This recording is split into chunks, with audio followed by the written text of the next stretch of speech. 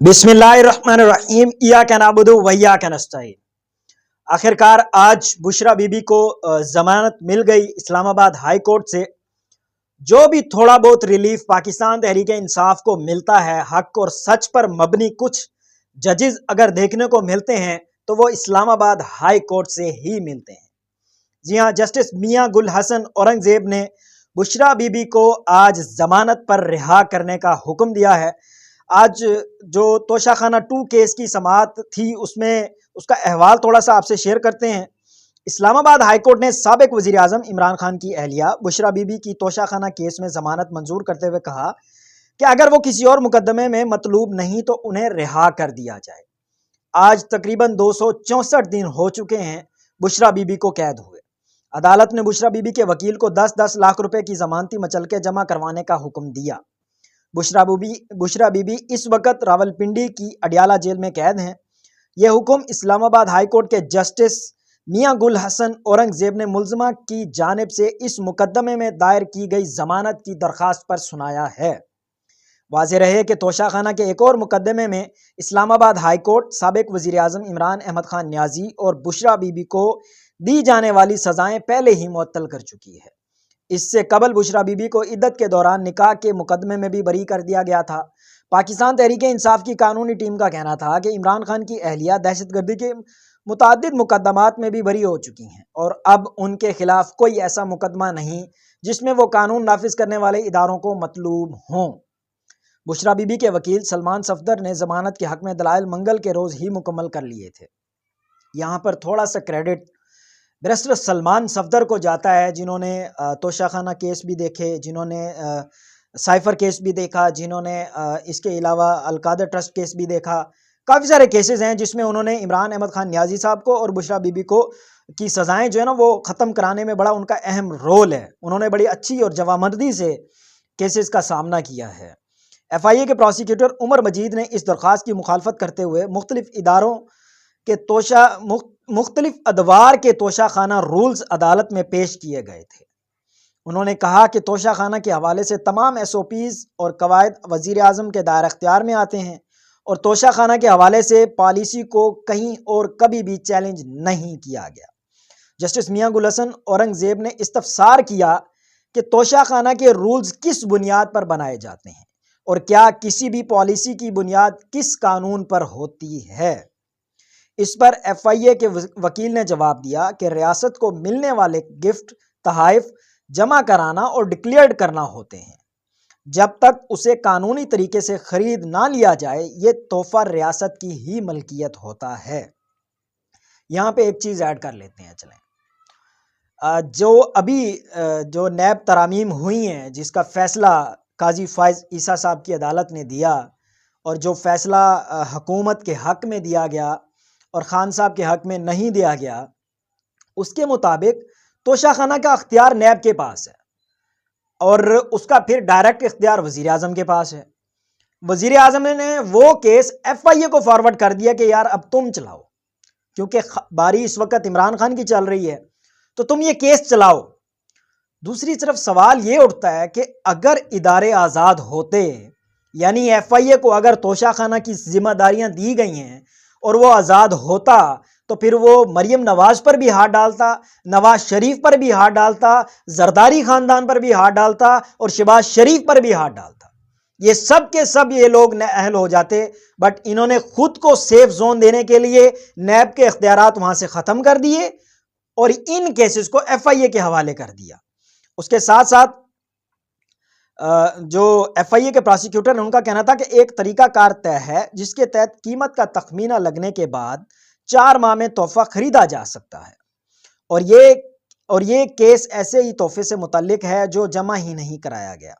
उन्होंने कहा कि रियासत की मलकियत तोहफे को खरीदने से कबल अपने पास नहीं रखा जा सकता। जस्टिस मियां गुल हसन औरंगजेब ने इस्तफसार किया कि अगर बुशरा बीबी ने ताइफ जमा नहीं कराए तो बानी PTI को मुल्जिम क्यों बनाया गया, इमरान अहमद खान न्याजी को मुल्जिम क्यों बनाया गया इसमें। जिस पर FIA के प्रोसिक्यूटर ने जवाब दिया कि क्योंकि Imran Khan public office holder थे, यानी उस वक्त वजीर आजम थे।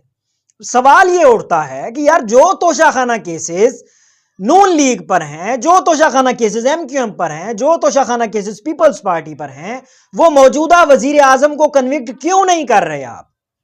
मौजूदा वजीर आजम को पकड़ो ना भाई, वो उसमें कन्विक्टेड है, उन्होंने मर्सिडीज ली हुई है, उन्होंने बहुत कुछ लिया हुआ है वहां से। आप उनके केसेस बंद करके बैठे हैं और इन केसेस को आप चलाई जा रहे हैं, चलाई जा रहे हैं, चलाई जा रहे हैं। कभी तोशाखाना 1 हो जाता है, कभी तोशाखाना 2 हो जाता है, मुझे तो समझ नहीं आती। देखें, अगर चलना है तो फिर बराबर चलें, दोनों साइड से चलें, ताकि पता लगे कि मेरिट हो रहा है और कानून और इंसाफ चल रहा है। बट 2 साल से पाकिस्तान के कानून की इस तरह धज्जियां उड़ाई गई हैं, इस तरह कानून को पाश पाश किया गया है, इस तरह आइन की ऐसी की तैसी फेरी गई है, शायद पाकिस्तान में पिछले 77 साल में कभी नहीं हुआ होगा। उस पर जस्टिस मियां गुल हसन ने इस्तफसार किया कि अगर बुशरा बीबी ने तहफ़ जमा नहीं कराए तो बानी पीटीआई को मुलजिम क्यों बनाया। वंस अगेन मैं वही बात रिपीट कर रहा था जानकर कि जिस पर एफआईए के प्रोसिक्यूटर ने जवाब दिया, क्योंकि Imran Khan public office holder थे। वंस अगेन वही बात है कि वजीर आजम जो हैं उनको अब आप कन्विक्ट करें, जो शहबाज शरीफ साहब हैं। बेंच के सरबराह ने रिमार्क्स देते हुए कहा, ये तो फिर सुप्रीम कोर्ट के चीफ जस्टिस काजी फाइज ईसा की तरह का केस है और उस केस में भी शोर को बीवी के किए का जिम्मेदार ठहराया गया था। ताहम एफआईए के प्रोसिक्यूटर ने इससे इख्तलाफ किया और कहा कि यह केस उससे थोड़ा मुख्तलिफ है। जाहिर सी बात है, आपने इख्तलाफ तो करना ही था क्योंकि काजी साहब हैं उधर।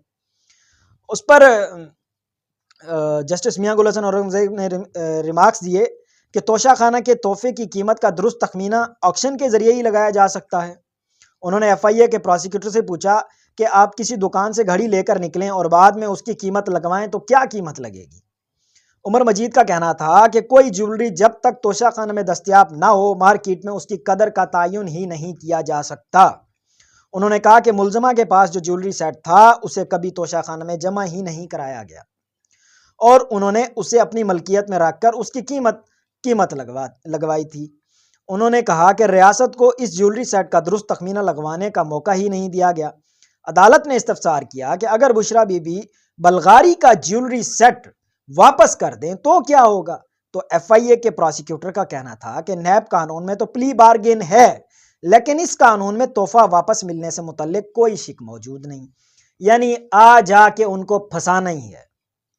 अच्छा, उसके साथ साथ जस्टिस मियां गुल हसन औरंगजेब ने रिमार्क्स दिए कि बरतानवी वजीर आजम भी तहफ़ अपने साथ घर ले गए थे। जब वहां पर लोगों ने सवालात किए तो वजीर आजम ने कहा कि उन्होंने ये तोहफे रूल्स के मुताबिक लिए हैं। उस पर अदालत ने एफआईए के प्रोसिक्यूटर से इस्तफसार किया कि उन्हें बुशरा बीबी से तफ्तीश की ज़रूरत पड़ी है और जब से ये केस एफआईए को मुंतकिल हुआ है उन्होंने कोई तफ्तीश की, जिस पर अदालत को बताया गया कि एफआईए को इसकी ज़मन में मुलजमा से तफ्तीश करने की ज़रूरत नहीं पड़ी। उसके बाद अदालत ने जमानत की दरख्वास्त पर फैसला सुनाते हुए बुशरा बीबी को जमानत पर रिहा करने का हुक्म दे दिया। पहले इस मुकदमे की तहकीकात कौमी एहतसाब ब्यूरो यानी नैब कर रहा था, ताहम नैब ऑर्डिनेंस में तरमीम के बाद ये मुकदमा एफआईए को मुंतकिल कर दिया गया। तो सर, पिछले सारे मुकदमे आप एफआईए को मुंतकिल करें। पीटीआई रहनुमा और साबिक वफाकी वजीर जुल्फी बुखारी साहब का कहना था कि बुशरा बीबी की रिहाई के लिए जमानती मशल्के जमा करा दिए गए हैं। समाजी राब्ते की वेबसाइट एक्स पर उन्होंने दावा किया कि जिस जज ने बुशरा बीबी की रिहाई की रोबकार जारी करनी थी वो अपनी अदालत को ताला लगाकर चले गए हैं, जिसकी वजह से ताहाल रोबकार जारी नहीं हो सकी। जुल्फी बुखारी ने इल्ज़ाम लगाया कि बुशरा बीबी को कैद में रखने के लिए गैर कानूनी हथकंडे इस्तेमाल किए जा रहे हैं। अच्छा, यहाँ पे ये तो थी बुशरा बीबी के हवाले से। थोड़ा सा आपको डिटेल्ड बता देते हैं कि बुशरा बीबी की जो रिहाई के बारे में उठे सवालात और वो ज़मानत दे दी गई इस्लामाबाद हाई कोर्ट की तरफ से, और पाकिस्तान तहरीक इंसाफ के कारकुनों ने बड़ा अच्छा इस्तकबाल करने की कोशिश की, अडियाला जेल के बाहर इकट्ठे होने की भी कोशिश की और फूल वगैरह अपने साथ लिए हमरा। अभी तक वो ठहरे हुए हैं, खड़े हुए हैं। एफआईए के तमाम जज छुट्टी पर निकल गए हुए हैं और रोबकार जारी नहीं हो पा रही, जिसकी वजह से उनको रिहा नहीं किया जा रहा।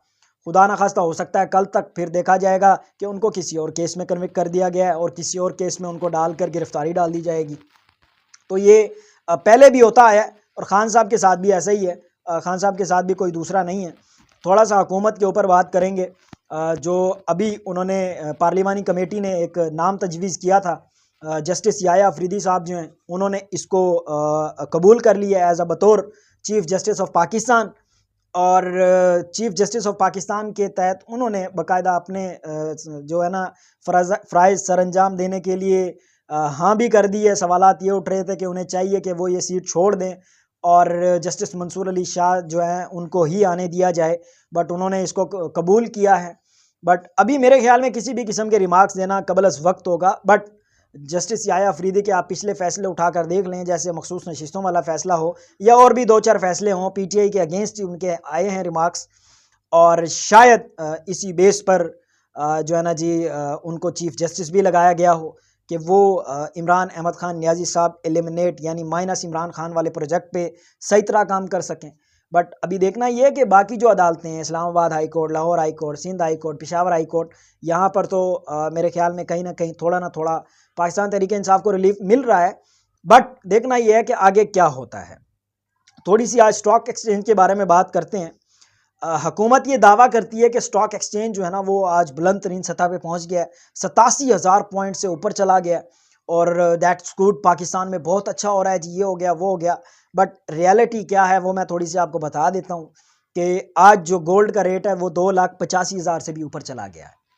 अगर स्टॉक एक्सचेंज किसी मुल्क की भी ऊपर जा रही है और महंगाई भी ऊपर जा रही है तो समझ जाएं कहीं ना कहीं 2 नंबरी घपला हो रहा है। ठीक है, अगर स्टॉक एक्सचेंज ऊपर जा रही है ना तो समझ जाएं बाकी चीज़ें नीचे आ रही हैं। अब आप घी का रेट लगा लें, ऑयल का रेट लगा लें, 430 रुपये था, आज 470 रुपये हो गया है। तो इसी तरह चीज़ों के रेट भी बढ़ रहे हैं, स्टॉक एक्सचेंज भी ऊपर जा रहा है। मसनूई तरीके से चीज़ों को कंट्रोल किया हुआ है और मसनूई तरीके से चीज़ों को चलाने की कोशिश की जा रही है। देखना ये कि ये कब तक चल सकते हैं। और सबसे बड़ा सवाल ये है कि हुकूमत ने अपने तौर पर ये चीज़ कन्फर्म कर ली है कि वो अगले 3 साल गुजार लेंगे जस्टिस याह्या अफरीदी के सर पर की बदौलत। बट आगे सवाल ये भी उठता है कि इंटरनेशनल प्रेशर कब आएगा और कैसे आएगा। आज की जो ताज़ा तरीन अपडेट है डोनाल्ड ट्रंप साहब की, वो इस वक्त 51% आगे जा रहे हैं। कैमला हैरिस जो है वो इस वक्त 49% के ऊपर हैं। अब देखना यह है कि कौन जो है ना प्रेसिडेंट ऑफ अमेरिका बनता है। अमरीकी अखबार ने भी ये चीज़ शाया कर दी है कि डोनाल्ड ट्रंप ईजिली अगले प्रेसिडेंट ऑफ अमेरिका बन जाएंगे। और फिर आपको पता है कि डोनाल्ड ट्रंप जो है वो खासा पसंद करते हैं इमरान अहमद ख़ान नियाज़ी साहब को, और वो शायद इंटरनेशनल प्रेशर देंगे पाकिस्तान को कि वो इमरान अहमद ख़ान नियाज़ी साहब की रिहाई के लिए कोई रास्ते हमवार करें और बाकी मामलात भी शायद सीधे हों।